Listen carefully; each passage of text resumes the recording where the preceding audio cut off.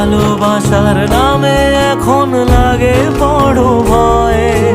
বলেছিলি সময় ছেড়ে বাঁচতে পারবি না, আজ কি ভুলেও সেই কথা তোর মনে পড়ে না?